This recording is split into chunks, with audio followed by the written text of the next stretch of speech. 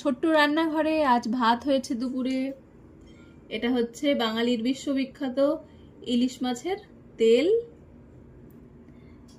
এটা হচ্ছে বড় বড় যে সয়াবিন, সেই সয়াবিন আর আলু দিয়ে একটু সয়াবিন আলু কারি।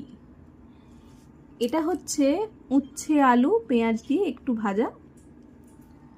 এটা হচ্ছে আমার বাচ্চার জন্য ডিমের একটু ঝোল ঝোল ঝাল।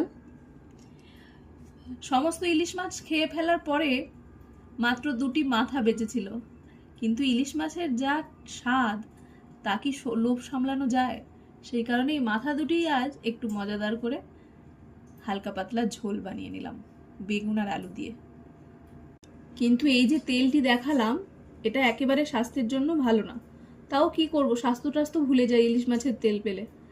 আপনারা সকলে ভালো থাকবেন এবং আমাদের চ্যানেল ভালো লাগলে সাবস্ক্রাইব করবেন। ধন্যবাদ।